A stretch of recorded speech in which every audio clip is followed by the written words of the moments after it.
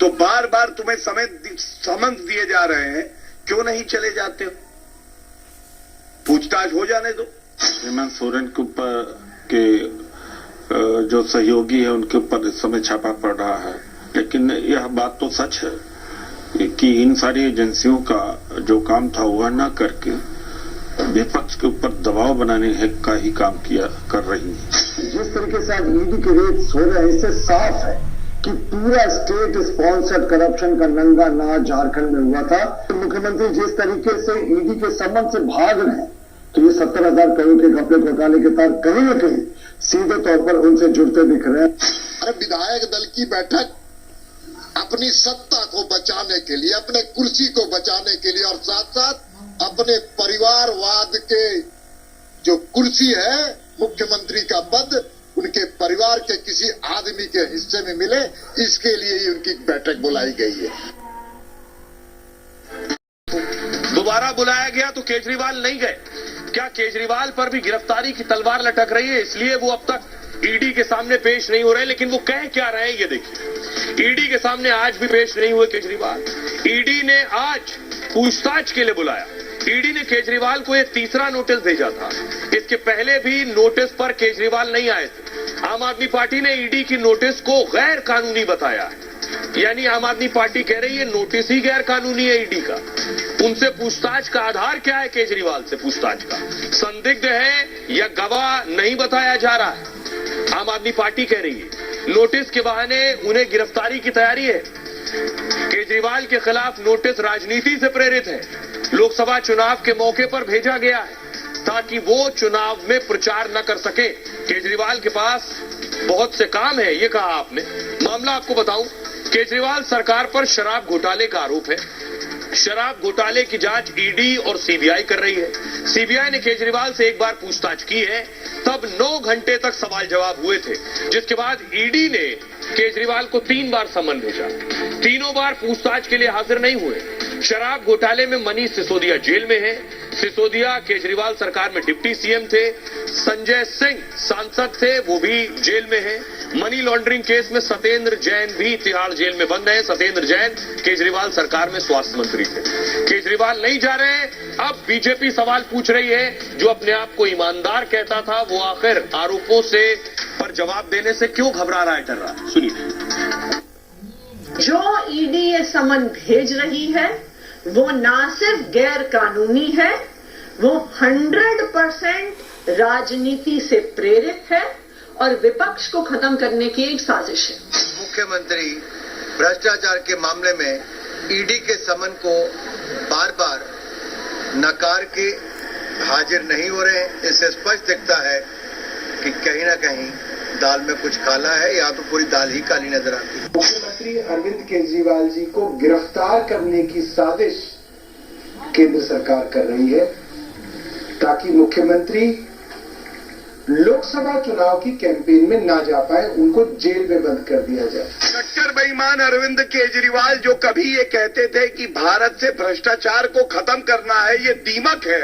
आज भारतीय राजनीति का वो भ्रष्टाचारी दीमक बन गए हैं। एक कानूनी प्रक्रिया होती है, अब वो तो आपको फॉलो करनी पड़ेगी। और मेरे हिसाब से इन्होंने जो किया है वो ठीक नहीं किया है। इतनी जल्दी अरविंद केजरीवाल जी हवा निकल गई, इतनी जल्दी भाग गए, अब बोलते हैं मैं नहीं जाऊंगा। लेकिन मैं बताना चाहता हूं अरविंद केजरीवाल जी, इस देश के कानून के हाथ बहुत लंबे हैं। ईडी पे भरोसा नहीं किया जा सकता, लेकिन ज्यादा बेहतर होता कि केजरीवाल ईडी के सामने जाते। देश निगाहें लगाए हुए घोड़े की तरफ पेश आ रहे हैं अरविंद केजरीवाल, क्योंकि उन्हें पता है कि उन्होंने अपराध तो किया है और अब विक्टिमहुड कार्ड खेलने से कुछ नहीं हो। आज उनको जवाब देते नहीं बन रहा। यही अरविंद केजरीवाल का असली चेहरा है। ऐसा सियासी धर्मांतरण करप्शन पर कभी नहीं किया गया। तो क्या 24 का चुनाव करप्शन के खिलाफ वार और प्रहार पर लड़ा जाएगा? 24 में करप्शन एक बड़ा मुद्दा होगा। प्रधानमंत्री नरेंद्र मोदी की ये तस्वीर आप देख रहे हैं, केरल के त्रिशूर में है पीएम मोदी। पीएम मोदी का मिशन दक्षिण भारत है। ये अगली तस्वीर मैं आपको दिखाऊं। उसके बाद प्रधानमंत्री लोगों के बीच पहुंचे। केरल की तस्वीर आप देख रहे हैं। पीएम मोदी 2 दिवसीय दौरे पर थे। इन 2 दिनों के दौरे में दक्षिण भारत के किस किस जगह पर पहुंचे, ये आप नक्शा देख रहे हैं। प्रधानमंत्री कल तमिलनाडु में थे, लक्षद्वीप में थे और आज पीएम मोदी केरला पहुंचे। वहां पहुंचने के बाद न सिर्फ रोड शो किया और लोगों से मिले, बल्कि तस्वीर आपको दिखाऊं कि पीएम मोदी दरअसल वहां रैली भी कर रहे थे, लोगों को संबोधित भी कर रहे थे। केरल में मुस्लिम आबादी भी अच्छी खासी, इसलिए पीएम मोदी ने, पुलिस स्क्रीन लीजिए इसे, पीएम मोदी ने 3 तलाक का मुद्दा भी उठाया।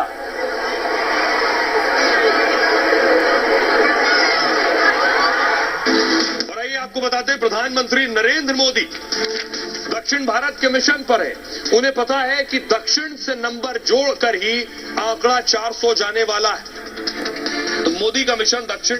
नए साल में मोदी दक्षिण भारत में है। 2 दिनों के दौरे पर 3 राज्यों का दौरा किया। तमिलनाडु, लक्षद्वीप के बाद केरल पहुंचे।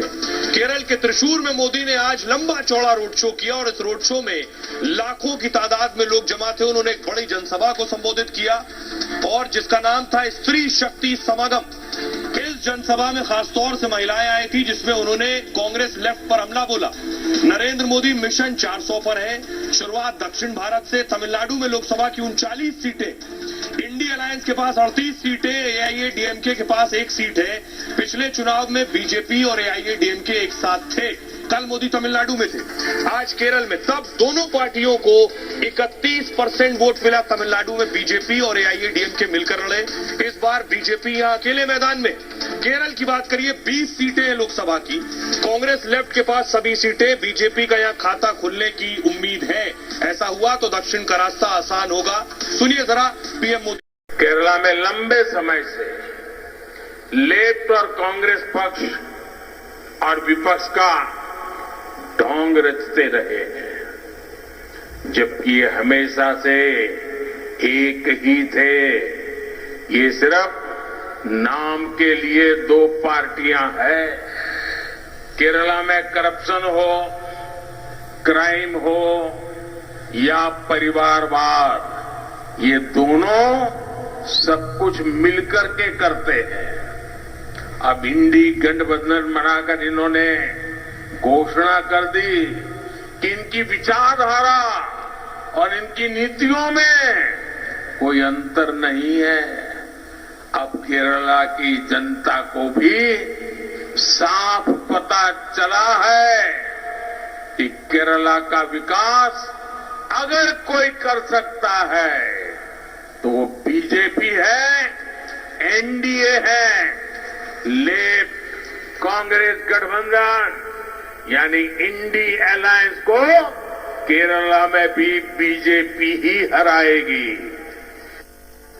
देश के अंदर जितने भी अपोजिशन पार्टी के लीडर्स हैं, उनको किसी न किसी मामले के अंदर ईडी द्वारा गिरफ्तार करने की कोशिशें हो रही हैं।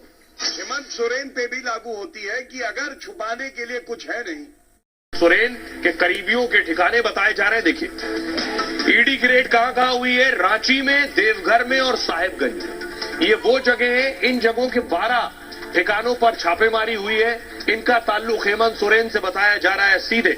अब मैं आपको बताऊं कि ये जितने लोगों के ठिकानों पर छापे पड़े, इनका हेमंत सोरेन से क्या ताल्लुक है, क्योंकि ईडी का सम्मान केजरीवाल को भी था, ईडी का सम्मान हेमंत सोरेन को भी था।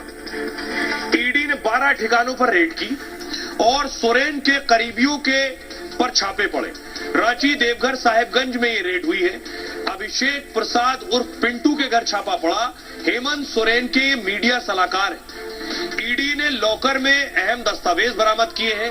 ईडी ने मिस्त्री बुलाकर लॉकर तोड़े, दस्तावेज निकाले। पंकज मिश्रा से पूछताछ में पिंटू का नाम आया, जो सलाहकार है। पंकज मिश्रा हेमंत सोरेन का विधायक प्रतिनिधि। ईडी को पंकज और उसके बीच लेन देन का पता चला था। इसी के बाद सोरेन के मीडिया सलाहकार के घर छापा पड़ा। अगस्त 2022 में ईडी ने उससे 9 घंटे पूछताछ की थी। अवैध खनन, पट्टा, मनी लॉन्ड्रिंग में पूछताछ हुई थी। आईएएस राम निवास यादव के ठिकाने पर रेड पड़ी। सोरेन के करीबी है यादव, साहिबगंज के कलेक्टर है। डीएसपी राजेंद्र दुबे, सिपाही अवधेश पर भी शिकंजा कसा है। पूर्व विधायक पप्पू यादव के घर पर भी ईडी पहुंच गई। झारखंड में 70,000 करोड़ का घोटाला बताया जा रहा है। इस बीच आज हेमंत सोरेन ने इंडिया अलायंस की बैठक की है। और खबर थी कि बैठक में पत्नी को गठबंधन का नेता बनवा सकते हैं ताकि उनके इस्तीफे के बाद कल्पना सोरेन सीएम बन सके। लेकिन बैठक में क्या हुआ, इस पर सबने चुप्पी साध ली। बस इतना बताया गया कि हेमंत इस्तीफा नहीं देंगे, लेकिन गिरफ्तारी हुई तो क्या होगा, इस पर सस्पेंस बना हुआ है।